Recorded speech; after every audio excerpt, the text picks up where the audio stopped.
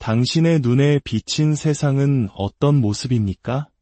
우리는 명확한 경계를 가진 공간 속에서 멈추지 않고 흐르는 시간 위에서 그리고 원인과 결과라는 인과율의 법칙 아래 살아갑니다.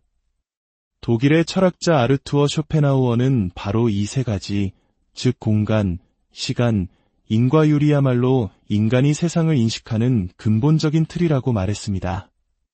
마치 우리가 특정한 색깔의 안경을 쓰고 세상을 보는 것처럼 이 인식의 틀을 통해 들어온 세상만이 우리가 경험하는 유일한 현실이라는 것이죠.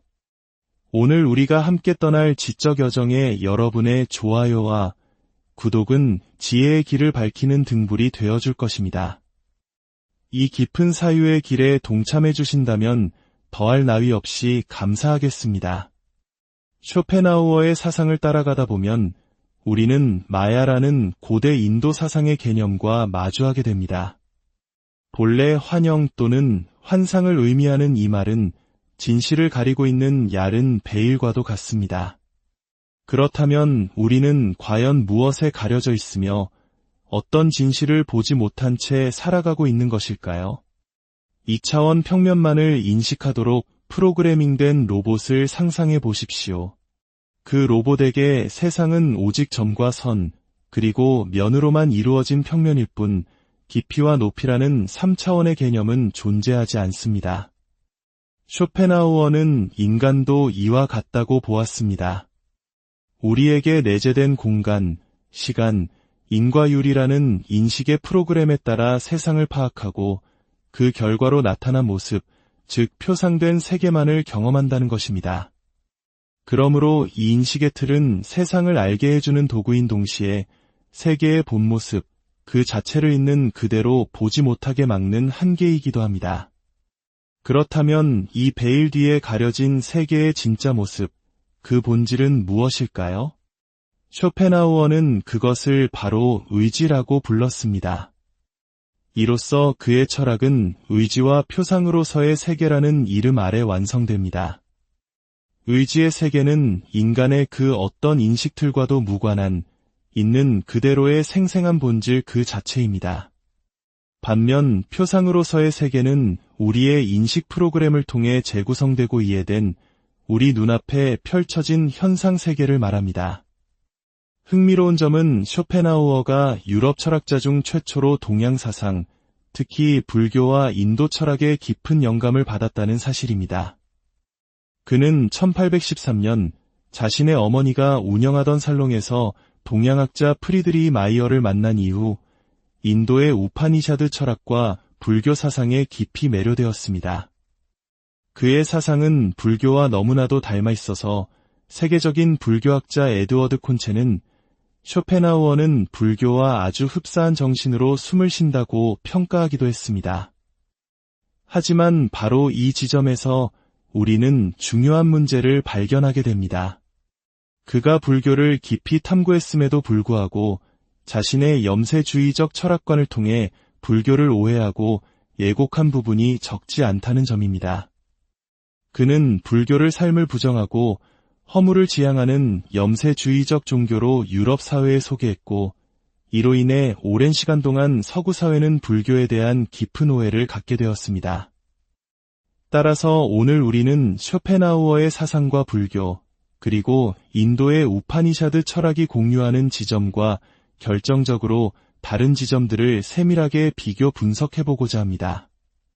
이를 통해 잘못 알려진 오해들을 바로잡고 더 나아가 불교의 유식학에서 말하는 아르야식과 쇼펜하우어의 의지 개념을 비교하며 인간이란 무엇인가라는 근본적인 물음에 한 걸음 더 다가가 보겠습니다. 철학이 낯선 분들도 쉽게 이해하실 수 있도록 차근차근 안내해 드릴 테니 편안한 마음으로 함께 해주시길 바랍니다. 빛을 통과하며 다채로운 색을 만들어내는 프리즘을 떠올려 보십시오. 여기서 프리즘을 인간의 인식의 틀이라 하고 프리즘을 통과하기 전에 순수한 빛을 세계 그 자체라고 비유해 봅시다. 우리는 결코 빛 그 자체를 볼 수 없습니다. 오직 프리즘이라는 틀을 거쳐 우리 눈에 들어온 무지갯빛 스펙트럼만을 볼 뿐입니다. 이 비유에서 빛 그 자체는 실제이며 우리가 보는 무지개색은 현상 또는 표상에 불과합니다. 이러한 실제와 현상의 구분은 고대 그리스의 플라톤에서 시작되어 이후 이마누엘 칸트에 의해 더욱 정교하게 발전했습니다.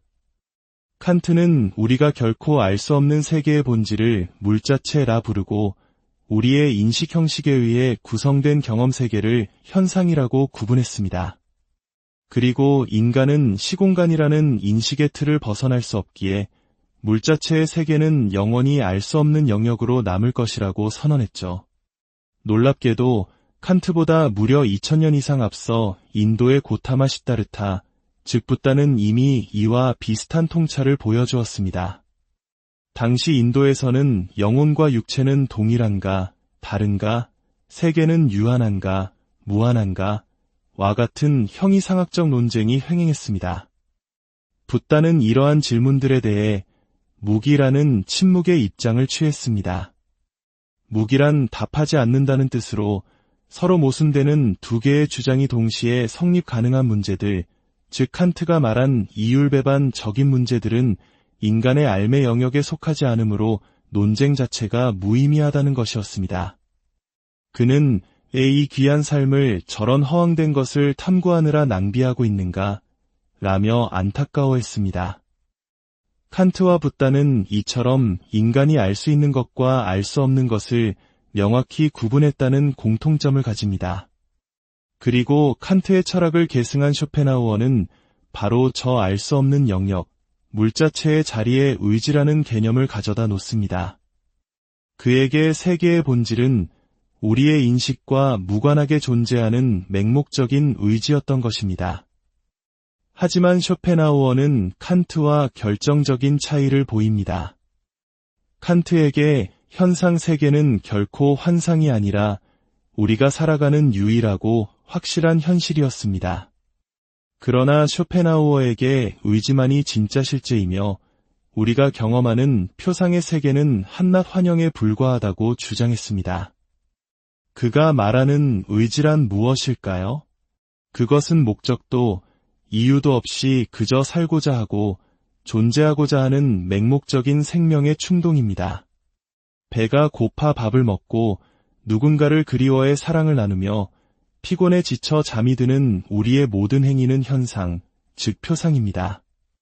하지만 그 근원에는 식욕, 성욕, 수면욕과 같은 욕망, 즉 의지가 꿈틀대고 있습니다.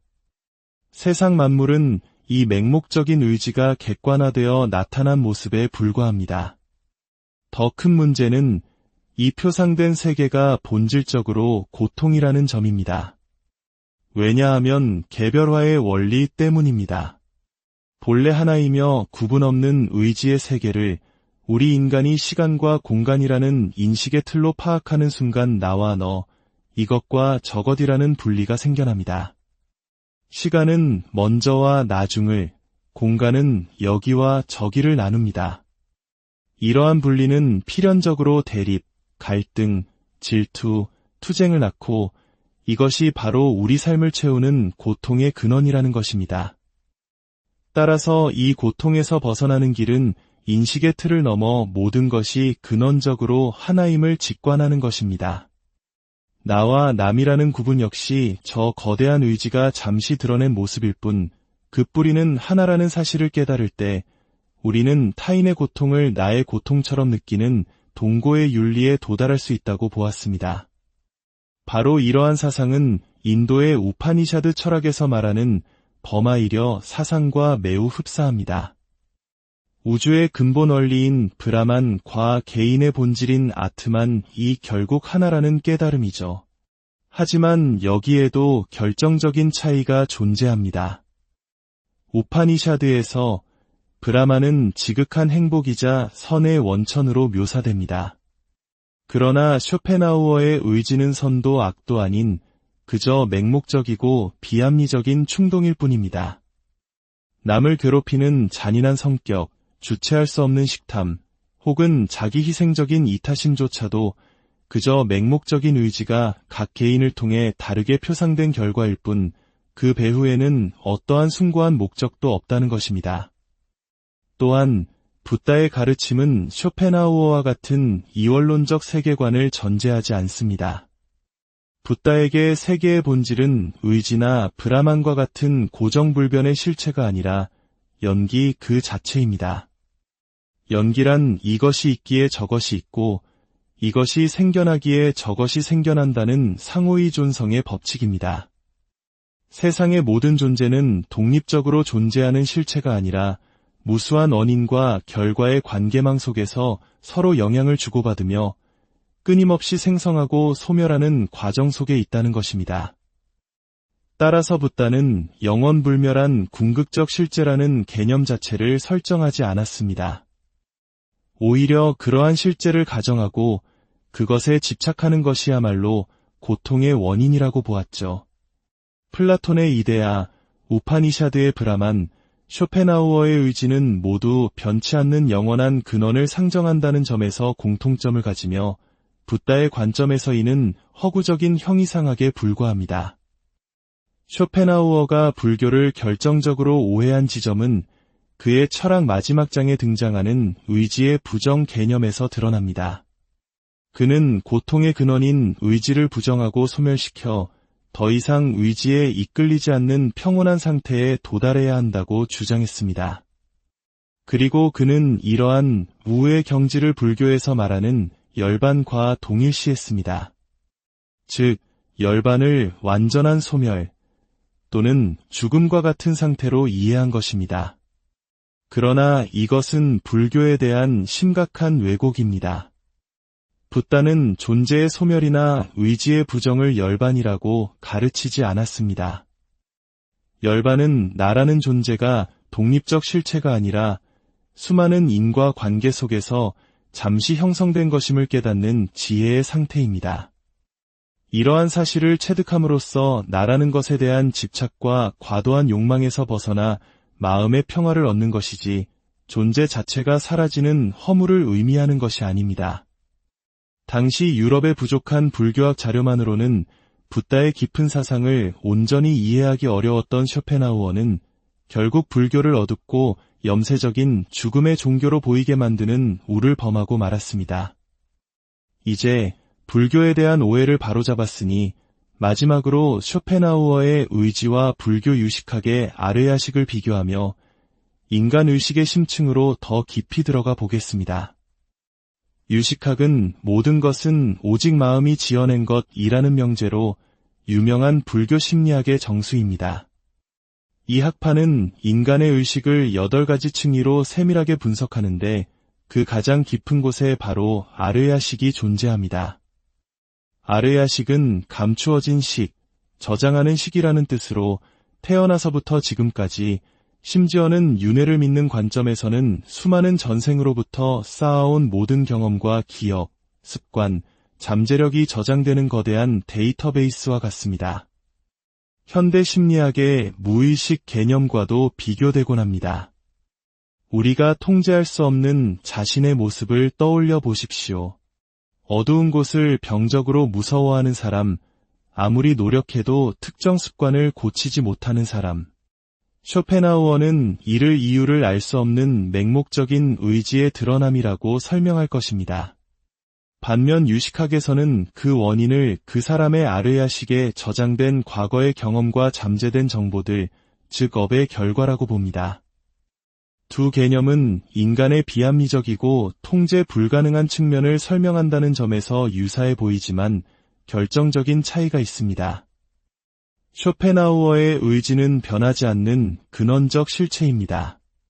하지만 아르야식은 고정불변의 실체가 아니라 우리의 생각과 말, 행동을 통해 끊임없이 새로운 정보가 입력되고 변화하는 역동적인 과정입니다. 이것은 매우 중요한 차이입니다. 의지는 부정하거나 소멸시켜야 할 대상이지만 아르야식은 수행과 실천을 통해 그 안에 부정적인 종자를 정화하고 긍정적인 종자를 심어 변화시킬 수 있는 가능성의 장이기 때문입니다. 이러한 철학적 논의를 현대의 문제, 즉 인공지능 로봇에 적용해보면 어떨까요? 인간과 똑같은 로봇을 만들고자 한다면 그에게 어떤 프로그램을 심어야 할까요? 모든 것을 경험을 통해 배우게 하는 존 로크의 백지 프로그램일까요? 아니면 시공간과 인과율의 틀로 세상을 표상하게 하는 쇼펜하우어의 프로그램일까요? 혹은 과거의 모든 데이터를 저장하고 현재의 행동에 영향을 미치는 유식하게 아르야식 프로그램을 만들어야 할까요? 아마도 가장 구현하기 어려운 것은 아르야식 프로그램일 것입니다. 과거의 어느 시점부터 데이터를 저장해야 하며 그 무수한 데이터를 현재의 상황과 어떻게 유기적으로 연결하여 나라는 고유한 주관적 경험을 만들어낼 수 있을까요? 이는 현재 기술로는 불가능에 가깝습니다. 일본의 애니메이션 공각기동대에서 주인공 쿠사나기 소령이 기계의 몸과 인간의 뇌를 가졌음에도 나를 나이게 하는 것은 놀라울 만큼 많은 것들로 이루어져 있어라며 정체성의 혼란을 겪는 모습은 바로 이 문제의 어려움을 상징적으로 보여줍니다. 결국 인간이란 그 실체를 완벽히 파악하기 어려운 미지의 존재일지도 모릅니다. 하지만 붓다의 가르침에 따르면 인간을 어떤 고정된 상태로 규정하고 해명하려는 시도 자체가 이미 오류일 것입니다. 인간은 고정된 실체가 아니라 무한한 관계망 속에서 끊임없이 변화하고 형성되어가는 과정 그 자체이기 때문입니다. 오늘 우리는 쇼펜하우어와 붓다라는 두 위대한 사상가의 눈을 통해 인간과 세계를 바라보았습니다.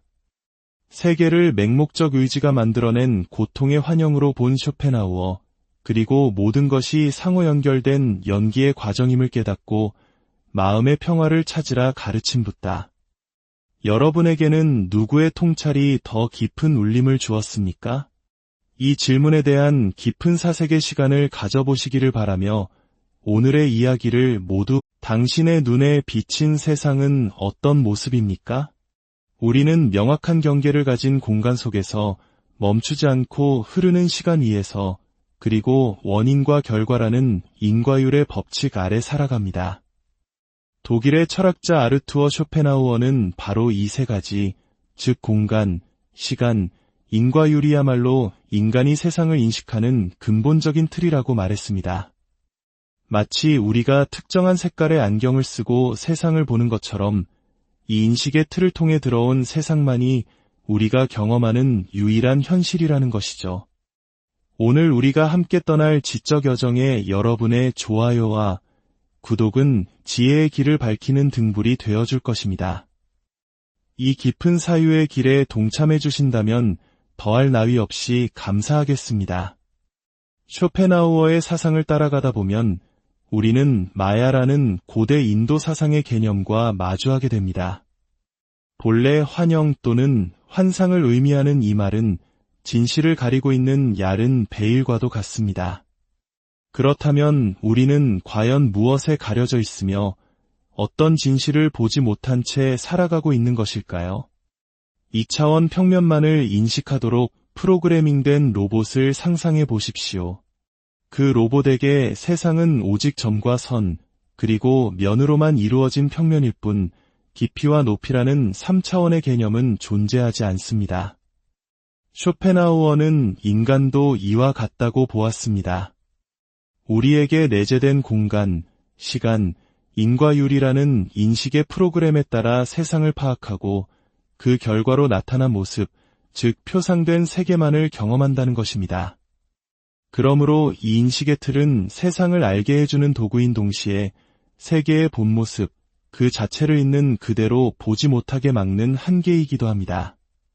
그렇다면 이 베일 뒤에 가려진 세계의 진짜 모습, 그 본질은 무엇일까요? 쇼펜하우어는 그것을 바로 의지라고 불렀습니다. 이로써 그의 철학은 의지와 표상으로서의 세계라는 이름 아래 완성됩니다. 의지의 세계는 인간의 그 어떤 인식틀과도 무관한 있는 그대로의 생생한 본질 그 자체입니다. 반면 표상으로서의 세계는 우리의 인식 프로그램을 통해 재구성되고 이해된 우리 눈앞에 펼쳐진 현상 세계를 말합니다. 흥미로운 점은 쇼펜하우어가 유럽 철학자 중 최초로 동양 사상, 특히 불교와 인도 철학의 깊은 영감을 받았다는 사실입니다. 그는 1813년 자신의 어머니가 운영하던 살롱에서 동양학자 프리드리히 마이어를 만난 이후 인도의 우파니샤드 철학과 불교 사상에 깊이 매료되었습니다. 그의 사상은 불교와 너무나도 닮아 있어서 세계적인 불교학자 에드워드 콘체는 쇼펜하우어는 불교와 아주 흡사한 정신으로 숨을 쉰다고 평가하기도 했습니다. 하지만 바로 이 지점에서 우리는 중요한 문제를 발견하게 됩니다. 그가 불교를 깊이 탐구했음에도 불구하고 자신의 염세주의적 철학관을 통해 불교를 오해하고 예곡한 부분이 적지 않다는 점입니다. 그는 불교를 삶을 부정하고 허물을 지향하는 염세주의적 종교로 유럽 사회에 소개했고, 이로 인해 오랜 시간 동안 서구 사회는 불교에 대한 깊은 오해를 갖게 되었습니다. 따라서 오늘 우리는 쇼펜하우어의 사상과 불교, 그리고 인도의 우파니샤드 철학이 공유하는 지점과 결정적으로 다른 지점들을 세밀하게 비교 분석해보고자 합니다. 이를 통해 잘못 알려진 오해들을 바로잡고 더 나아가 불교의 유식학에서 말하는 아르야식과 쇼펜하우어의 의지 개념을 비교하며 인간이란 무엇인가라는 근본적인 물음에 한 걸음 더 다가가 보겠습니다. 철학이 낯선 분들도 쉽게 이해하실 수 있도록 차근차근 안내해 드릴 테니 편안한 마음으로 함께 해주시길 바랍니다. 빛을 통과하며 다채로운 색을 만들어내는 프리즘을 떠올려 보십시오. 여기서 프리즘을 인간의 인식의 틀이라 하고 프리즘을 통과하기 전에 순수한 빛을 세계 그 자체라고 비유해 봅시다. 우리는 결코 빛 그 자체를 볼 수 없습니다. 오직 프리즘이라는 틀을 거쳐 우리 눈에 들어온 무지갯빛 스펙트럼만을 볼 뿐입니다. 이 비유에서 빛 그 자체는 실제이며 우리가 보는 무지개색은 현상 또는 표상에 불과합니다. 이러한 실제와 현상의 구분은 고대 그리스의 플라톤에서 시작되어 이후 이마누엘 칸트에 의해 더욱 정교하게 발전했습니다. 칸트는 우리가 결코 알 수 없는 세계의 본질을 물자체라 부르고 우리의 인식 형식에 의해 구성된 경험 세계를 현상이라고 구분했습니다. 그리고 인간은 시공간이라는 인식의 틀을 벗어날 수 없기에 물자체의 세계는 영원히 알 수 없는 영역으로 남을 것이라고 선언했죠. 놀랍게도 칸트보다 무려 2000년 이상 앞서 인도의 고타마 시다르타, 즉 붓다는 이미 이와 비슷한 통찰을 보여주었습니다. 당시 인도에서는 영혼과 육체는 동일한가, 다른가, 세계는 유한한가, 무한한가, 와 같은 형이상학적 논쟁이 횡행했습니다. 붓다는 이러한 질문들에 대해 무기라는 침묵의 입장을 취했습니다. 무기란 답하지 않는다는 뜻으로 서로 모순되는 두 개의 주장이 동시에 성립 가능한 문제들, 즉 칸트가 말한 이율배반 적인 문제들은 인간의 알매 영역에 속하지 않으므로 논쟁 자체가 무의미하다는 것이었습니다. 그는 이 귀한 삶을 저런 허황된 것을 탐구하느라 낭비하고 있는가? 라며 안타까워했습니다. 칸트와 붓다는 이처럼 인간이 알 수 있는 것과 알 수 없는 것을 명확히 구분했다는 공통점을 가집니다. 그리고 칸트의 철학을 계승한 쇼펜하우어는 바로 저 알 수 없는 영역, 물자체의 자리에 의지라는 개념을 가져다 놓습니다. 그에게 세계의 본질은 우리의 인식과 무관하게 존재하는 맹목적인 의지였던 것입니다. 하지만 쇼펜하우어는 칸트와 결정적인 차이를 보입니다.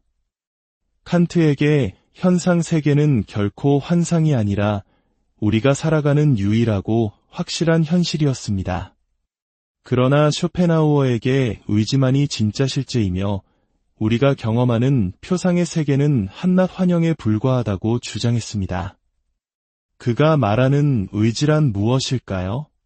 그것은 목적도 이유도 없이 그저 살고자 하고 존재하고자 하는 맹목적인 생명의 충동입니다. 배가 고파 밥을 먹고 누군가를 그리워해 사랑을 나누며 피곤에 지쳐 잠이 드는 우리의 모든 행위는 현상, 즉 표상입니다. 하지만 그 근원에는 식욕, 성욕, 수면욕과 같은 욕망, 즉 의지가 꿈틀대고 있습니다. 세상 만물은 이 맹목적인 의지가 객관화되어 나타난 모습에 불과합니다. 더 큰 문제는 이 표상된 세계가 본질적으로 고통이라는 점입니다. 왜냐하면 개별화의 원리 때문입니다. 본래 하나이며 구분 없는 의지의 세계를 우리 인간이 시간과 공간이라는 인식의 틀로 파악하는 순간 나와 너, 이것과 저것이라는 분리가 생겨납니다. 시간은 먼저와 나중을, 공간은 여기와 저기를 나눕니다. 이러한 분리는 필연적으로 대립, 갈등, 질투, 투쟁을 낳고 이것이 바로 우리 삶을 채우는 고통의 근원이라는 것입니다. 따라서 이 고통에서 벗어나는 길은 인식의 틀을 넘어 모든 것이 근원적으로 하나임을 직관하는 것입니다. 나와 남이라는 구분 역시 저 거대한 의지가 잠시 드러낸 모습일 뿐, 그 뿌리는 하나라는 사실을 깨달을 때 우리는 타인의 고통을 나의 고통처럼 느끼는 동고의 윤리에 도달할 수 있다고 보았습니다. 바로 이러한 사상은 인도의 우파니샤드 철학에서 말하는 버마이려 사상과 매우 흡사합니다. 우주의 근본 원리인 브라만과 개인의 본질인 아트만이 결국 하나라는 깨달음이죠. 하지만 여기에도 결정적인 차이가 존재합니다. 우파니샤드에서 브라만은 지극한 행복이자 선의 원천으로 묘사됩니다. 그러나 쇼펜하우어의 의지는 선도 악도 아닌 그저 맹목적이고 비합리적인 충동일 뿐입니다. 남을 괴롭히는 잔인한 성격, 주체할 수 없는 식탐, 혹은 자기 희생적인 이타심조차도 그저 맹목적인 의지가 각 개인을 통해 다르게 표상된 결과일 뿐, 그 배후에는 어떠한 숭고한 목적도 없다는 것입니다. 또한 붓다의 가르침은 쇼펜하우어와 같은 이원론적 세계관을 전제하지 않습니다.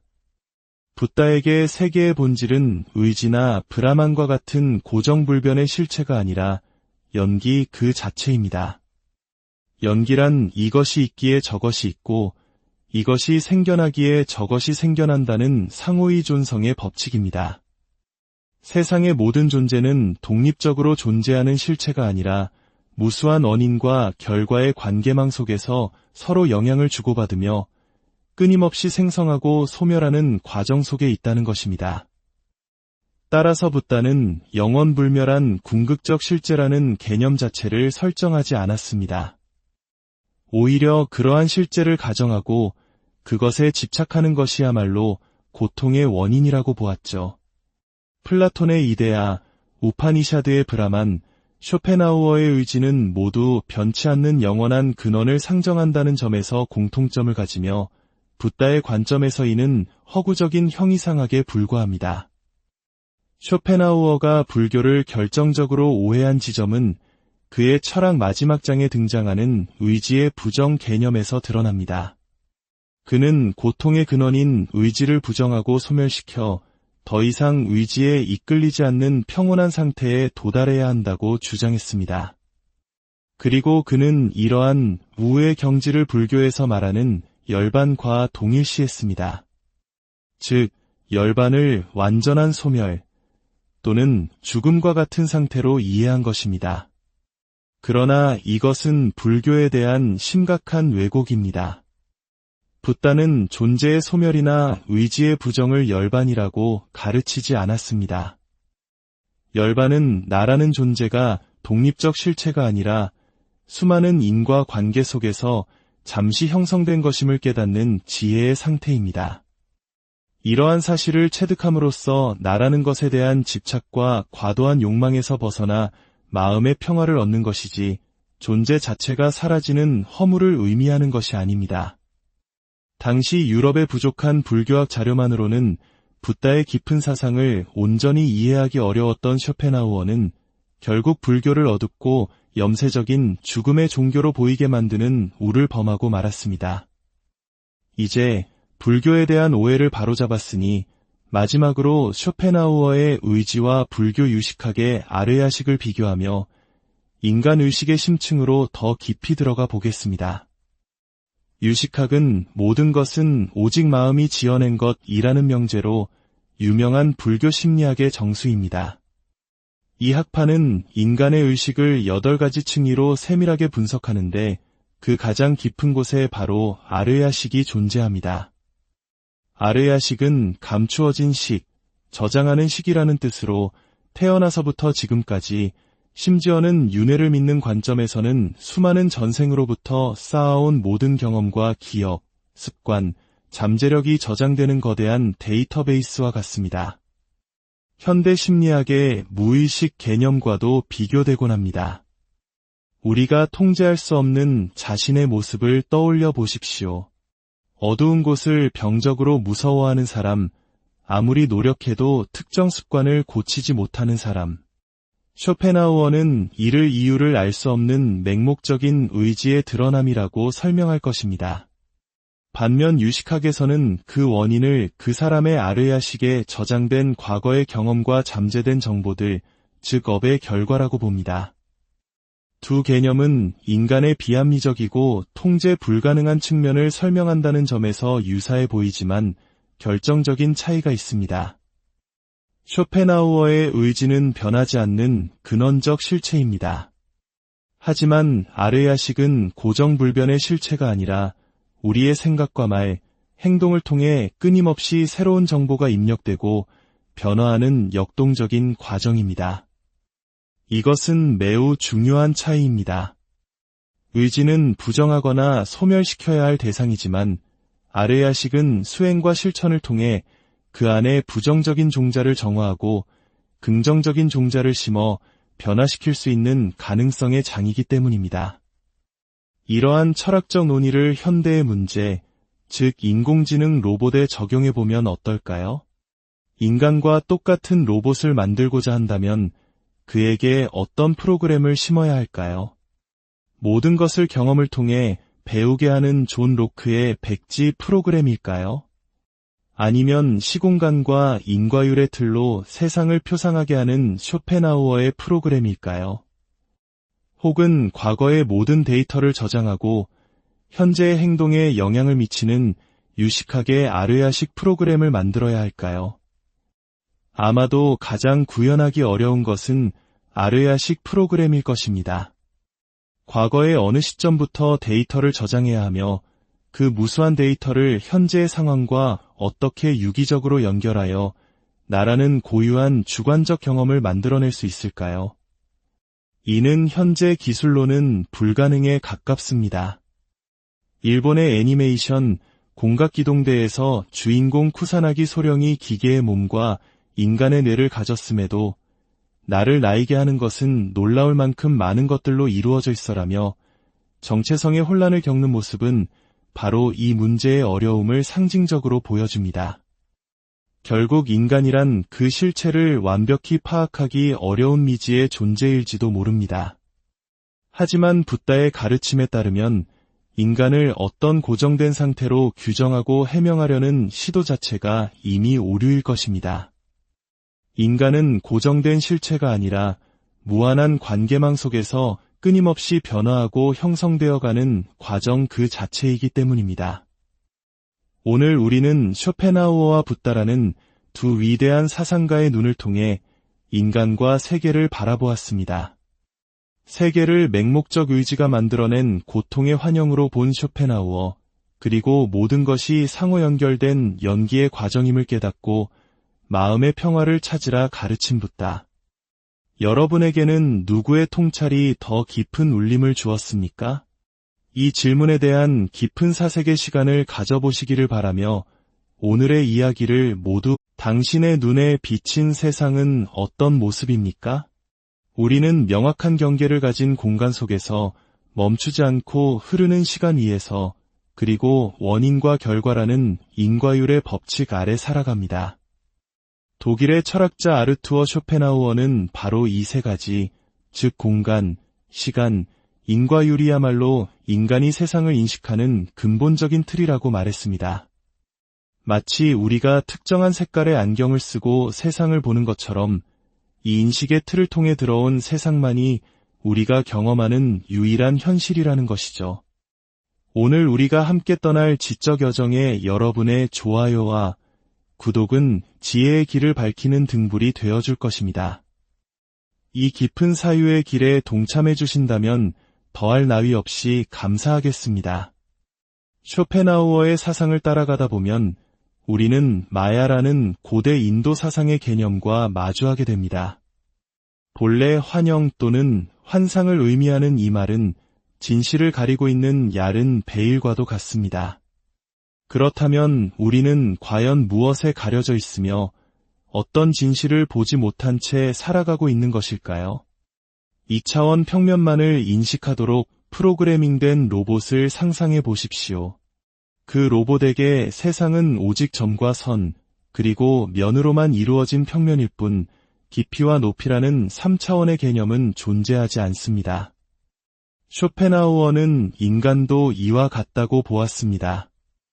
우리에게 내재된 공간, 시간, 인과율이라는 인식의 프로그램에 따라 세상을 파악하고 그 결과로 나타난 모습, 즉 표상된 세계만을 경험한다는 것입니다.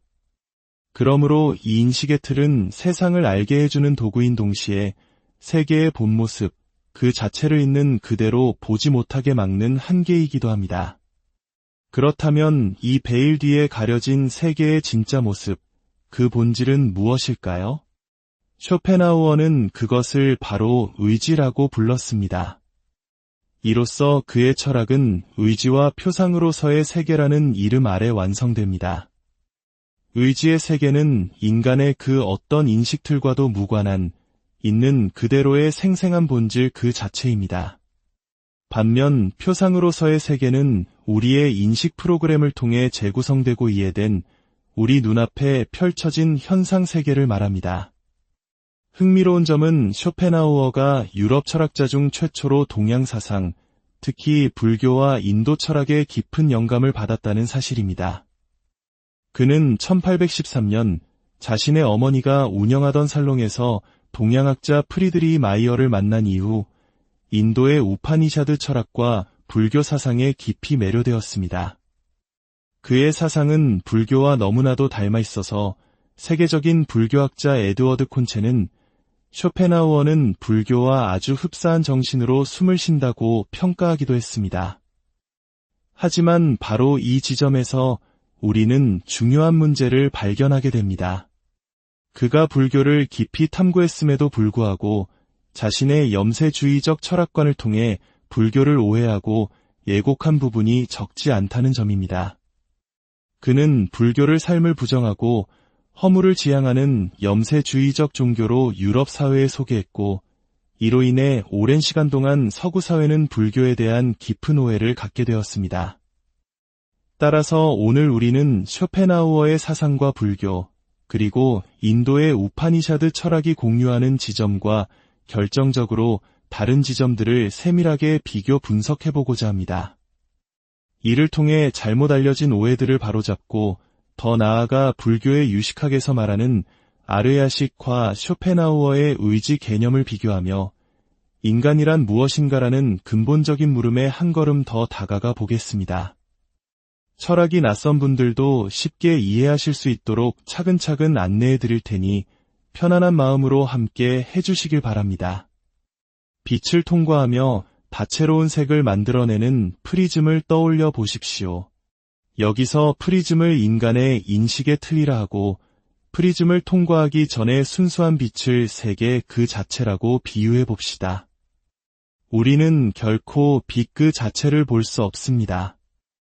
오직 프리즘이라는 틀을 거쳐 우리 눈에 들어온 무지갯빛 스펙트럼만을 볼 뿐입니다.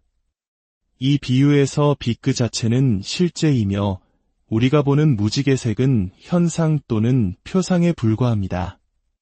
이러한 실제와 현상의 구분은 고대 그리스의 플라톤에서 시작되어 이후 이마누엘 칸트에 의해 더욱 정교하게 발전했습니다.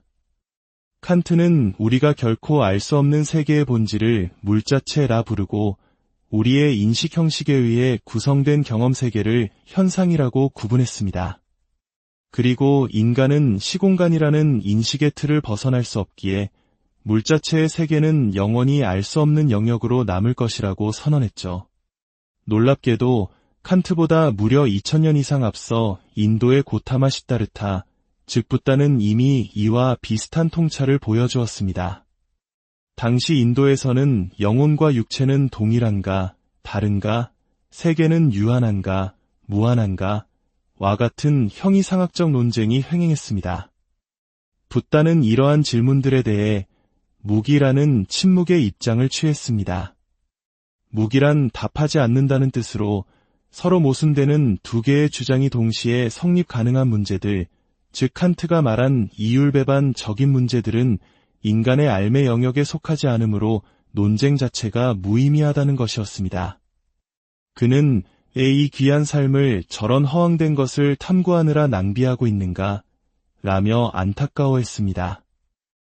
칸트와 붓다는 이처럼 인간이 알 수 있는 것과 알 수 없는 것을 명확히 구분했다는 공통점을 가집니다. 그리고 칸트의 철학을 계승한 쇼펜하우어는 바로 저 알 수 없는 영역, 물자체의 자리에 의지라는 개념을 가져다 놓습니다. 그에게 세계의 본질은 우리의 인식과 무관하게 존재하는 맹목적인 의지였던 것입니다.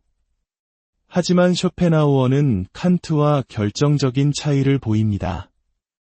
칸트에게 현상 세계는 결코 환상이 아니라 우리가 살아가는 유일하고 확실한 현실이었습니다. 그러나 쇼펜하우어에게 의지만이 진짜 실제이며 우리가 경험하는 표상의 세계는 한낱 환영에 불과하다고 주장했습니다. 그가 말하는 의지란 무엇일까요? 그것은 목적도 이유도 없이 그저 살고자 하고 존재하고자 하는 맹목적인 생명의 충동입니다. 배가 고파 밥을 먹고 누군가를 그리워해 사랑을 나누며 피곤에 지쳐 잠이 드는 우리의 모든 행위는 현상, 즉 표상입니다.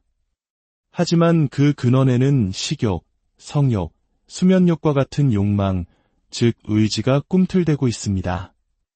세상 만물은 이 맹목적인 의지가 객관화되어 나타난 모습에 불과합니다. 더 큰 문제는 이 표상된 세계가 본질적으로 고통이라는 점입니다. 왜냐하면 개별화의 원리 때문입니다. 본래 하나이며 구분 없는 의지의 세계를 우리 인간이 시간과 공간이라는 인식의 틀로 파악하는 순간 나와 너, 이것과 저것이라는 분리가 생겨납니다. 시간은 먼저와 나중을, 공간은 여기와 저기를 나눕니다. 이러한 분리는 필연적으로 대립, 갈등, 질투, 투쟁을 낳고 이것이 바로 우리 삶을 채우는 고통의 근원이라는 것입니다. 따라서 이 고통에서 벗어나는 길은 인식의 틀을 넘어 모든 것이 근원적으로 하나임을 직관하는 것입니다. 나와 남이라는 구분 역시 저 거대한 의지가 잠시 드러낸 모습일 뿐, 그 뿌리는 하나라는 사실을 깨달을 때 우리는 타인의 고통을 나의 고통처럼 느끼는 동고의 윤리에 도달할 수 있다고 보았습니다. 바로 이러한 사상은 인도의 우파니샤드 철학에서 말하는 버마이려 사상과 매우 흡사합니다. 우주의 근본 원리인 브라만과 개인의 본질인 아트만이 결국 하나라는 깨달음이죠. 하지만 여기에도 결정적인 차이가 존재합니다. 우파니샤드에서 브라만은 지극한 행복이자 선의 원천으로 묘사됩니다. 그러나 쇼펜하우어의 의지는 선도 악도 아닌 그저 맹목적이고 비합리적인 충동일 뿐입니다. 남을 괴롭히는 잔인한 성격, 주체할 수 없는 식탐, 혹은 자기 희생적인 이타심조차도 그저 맹목적인 의지가 각 개인을 통해 다르게 표상된 결과일 뿐, 그 배후에는 어떠한 숭고한 목적도 없다는 것입니다. 또한 붓다의 가르침은 쇼펜하우어와 같은 이원론적 세계관을 전제하지 않습니다. 붓다에게 세계의 본질은 의지나 브라만과 같은 고정불변의 실체가 아니라 연기 그 자체입니다. 연기란 이것이 있기에 저것이 있고 이것이 생겨나기에 저것이 생겨난다는 상호의 존성의 법칙입니다. 세상의 모든 존재는 독립적으로 존재하는 실체가 아니라 무수한 원인과 결과의 관계망 속에서 서로 영향을 주고받으며 끊임없이 생성하고 소멸하는 과정 속에 있다는 것입니다.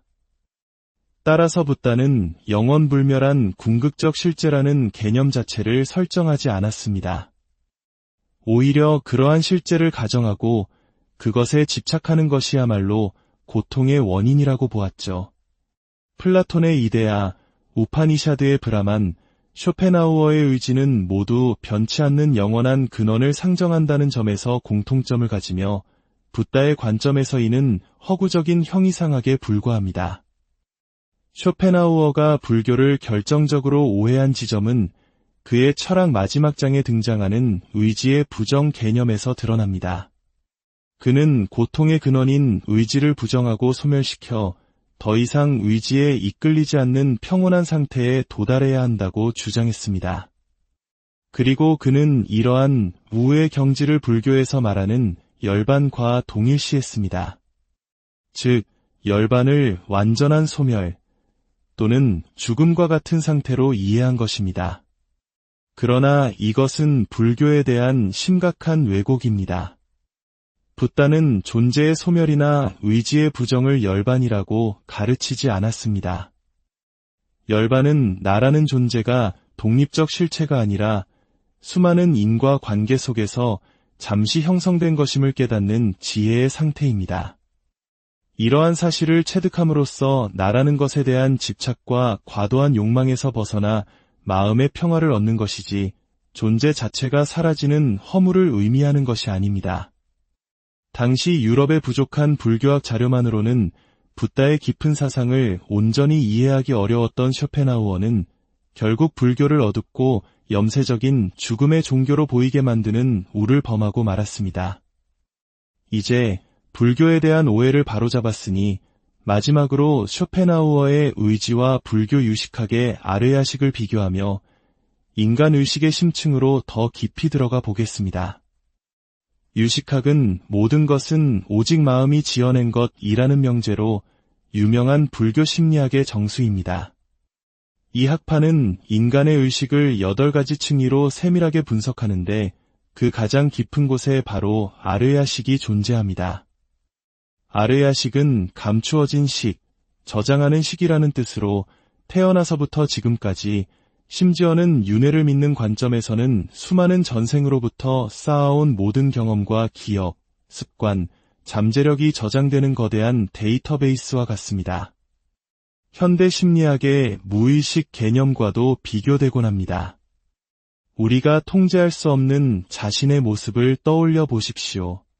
어두운 곳을 병적으로 무서워하는 사람, 아무리 노력해도 특정 습관을 고치지 못하는 사람. 쇼펜하우어는 이를 이유를 알 수 없는 맹목적인 의지의 드러남이라고 설명할 것입니다.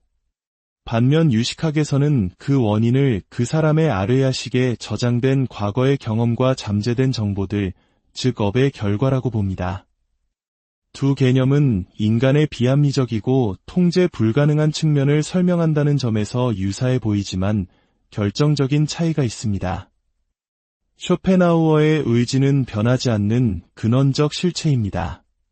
하지만 아르야식은 고정불변의 실체가 아니라 우리의 생각과 말, 행동을 통해 끊임없이 새로운 정보가 입력되고 변화하는 역동적인 과정입니다.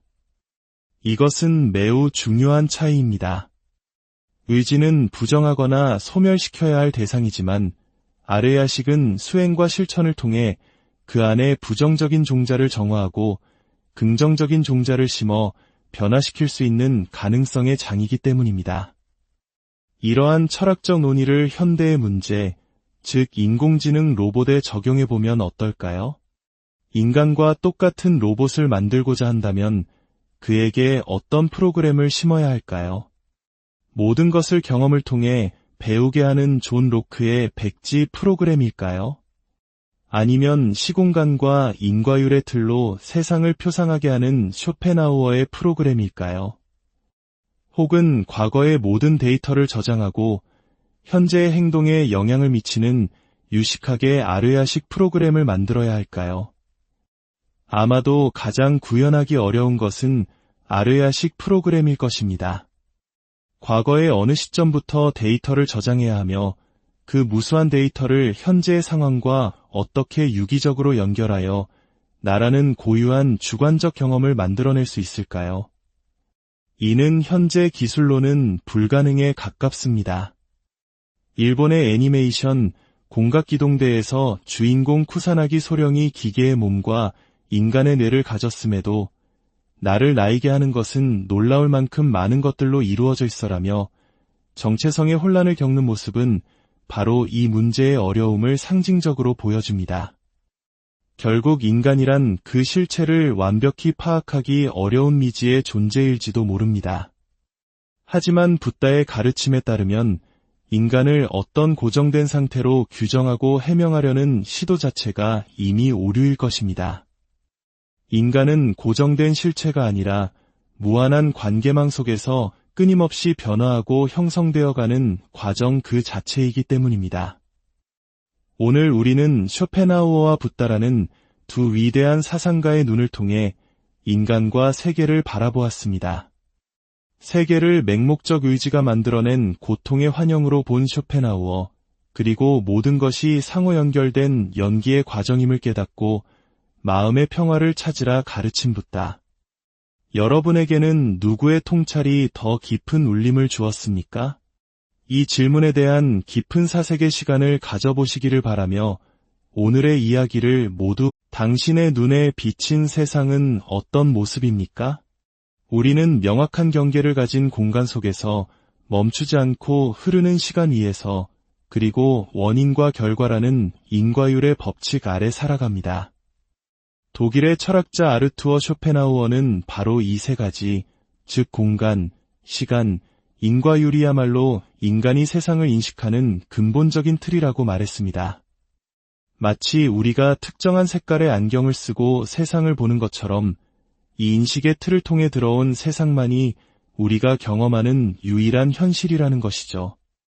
오늘 우리가 함께 떠날 지적 여정에 여러분의 좋아요와 구독은 지혜의 길을 밝히는 등불이 되어줄 것입니다.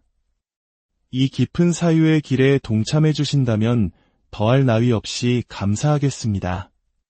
쇼펜하우어의 사상을 따라가다 보면 우리는 마야라는 고대 인도 사상의 개념과 마주하게 됩니다. 본래 환영 또는 환상을 의미하는 이 말은 진실을 가리고 있는 얇은 베일과도 같습니다. 그렇다면 우리는 과연 무엇에 가려져 있으며 어떤 진실을 보지 못한 채 살아가고 있는 것일까요?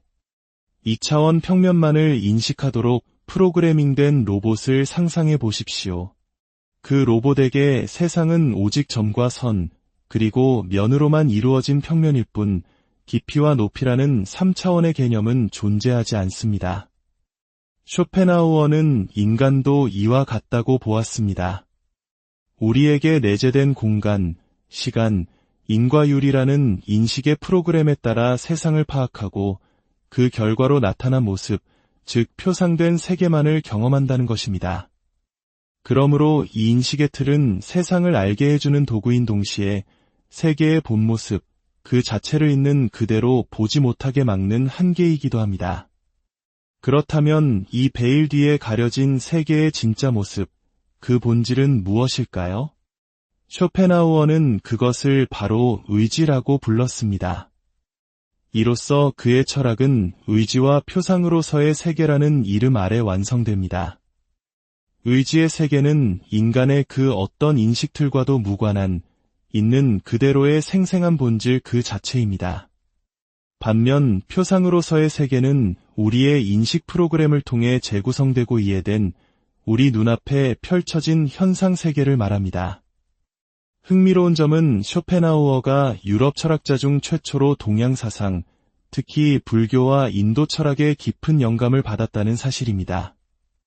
그는 1813년 자신의 어머니가 운영하던 살롱에서 동양학자 프리드리히 마이어를 만난 이후 인도의 우파니샤드 철학과 불교 사상에 깊이 매료되었습니다. 그의 사상은 불교와 너무나도 닮아 있어서 세계적인 불교학자 에드워드 콘체는 쇼펜하우어는 불교와 아주 흡사한 정신으로 숨을 쉰다고 평가하기도 했습니다. 하지만 바로 이 지점에서 우리는 중요한 문제를 발견하게 됩니다. 그가 불교를 깊이 탐구했음에도 불구하고 자신의 염세주의적 철학관을 통해 불교를 오해하고 예곡한 부분이 적지 않다는 점입니다. 그는 불교를 삶을 부정하고 허물을 지향하는 염세주의적 종교로 유럽 사회에 소개했고, 이로 인해 오랜 시간 동안 서구 사회는 불교에 대한 깊은 오해를 갖게 되었습니다. 따라서 오늘 우리는 쇼펜하우어의 사상과 불교, 그리고 인도의 우파니샤드 철학이 공유하는 지점과 결정적으로 다른 지점들을 세밀하게 비교 분석해보고자 합니다. 이를 통해 잘못 알려진 오해들을 바로잡고 더 나아가 불교의 유식학에서 말하는 아르야식과 쇼펜하우어의 의지 개념을 비교하며 인간이란 무엇인가라는 근본적인 물음에 한 걸음 더 다가가 보겠습니다. 철학이 낯선 분들도 쉽게 이해하실 수 있도록 차근차근 안내해 드릴 테니 편안한 마음으로 함께 해주시길 바랍니다. 빛을 통과하며 다채로운 색을 만들어내는 프리즘을 떠올려 보십시오. 여기서 프리즘을 인간의 인식의 틀이라 하고 프리즘을 통과하기 전에 순수한 빛을 세계 그 자체라고 비유해 봅시다. 우리는 결코 빛 그 자체를 볼 수 없습니다. 오직 프리즘이라는 틀을 거쳐 우리 눈에 들어온 무지갯빛 스펙트럼만을 볼 뿐입니다. 이 비유에서 빛 그 자체는 실제이며 우리가 보는 무지개색은 현상 또는 표상에 불과합니다. 이러한 실제와 현상의 구분은 고대 그리스의 플라톤에서 시작되어 이후 이마누엘 칸트에 의해 더욱 정교하게 발전했습니다. 칸트는 우리가 결코 알 수 없는 세계의 본질을 물자체라 부르고 우리의 인식 형식에 의해 구성된 경험 세계를 현상이라고 구분했습니다. 그리고 인간은 시공간이라는 인식의 틀을 벗어날 수 없기에 물자체의 세계는 영원히 알 수 없는 영역으로 남을 것이라고 선언했죠. 놀랍게도 칸트보다 무려 2000년 이상 앞서 인도의 고타마 시다르타, 즉 붓다는 이미 이와 비슷한 통찰을 보여주었습니다. 당시 인도에서는 영혼과 육체는 동일한가, 다른가, 세계는 유한한가, 무한한가, 와 같은 형이상학적 논쟁이 횡행했습니다. 붓다는 이러한 질문들에 대해 무기라는 침묵의 입장을 취했습니다.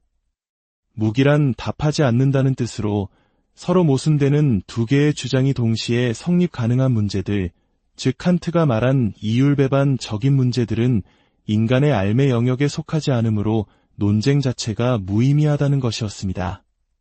그는 이 귀한 삶을 저런 허황된 것을 탐구하느라 낭비하고 있는가?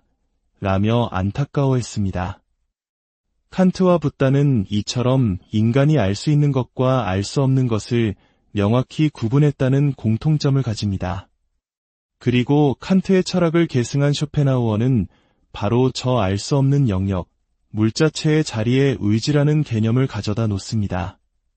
그에게 세계의 본질은 우리의 인식과 무관하게 존재하는 맹목적인 의지였던 것입니다. 하지만 쇼펜하우어는 칸트와 결정적인 차이를 보입니다. 칸트에게 현상 세계는 결코 환상이 아니라 우리가 살아가는 유일하고 확실한 현실이었습니다. 그러나 쇼펜하우어에게 의지만이 진짜 실제이며 우리가 경험하는 표상의 세계는 한낱 환영에 불과하다고 주장했습니다. 그가 말하는 의지란 무엇일까요? 그것은 목적도 이유도 없이 그저 살고자 하고 존재하고자 하는 맹목적인 생명의 충동입니다. 배가 고파 밥을 먹고 누군가를 그리워해 사랑을 나누며 피곤에 지쳐 잠이 드는 우리의 모든 행위는 현상, 즉 표상입니다. 하지만 그 근원에는 식욕, 성욕, 수면욕과 같은 욕망, 즉 의지가 꿈틀대고 있습니다. 세상 만물은 이 맹목적인 의지가 객관화되어 나타난 모습에 불과합니다. 더 큰 문제는 이 표상된 세계가 본질적으로 고통이라는 점입니다. 왜냐하면 개별화의 원리 때문입니다. 본래 하나이며 구분 없는 의지의 세계를 우리 인간이 시간과 공간이라는 인식의 틀로 파악하는 순간 나와 너, 이것과 저것이라는 분리가 생겨납니다. 시간은 먼저와 나중을, 공간은 여기와 저기를 나눕니다. 이러한 분리는 필연적으로 대립, 갈등, 질투, 투쟁을 낳고 이것이 바로 우리 삶을 채우는 고통의 근원이라는 것입니다.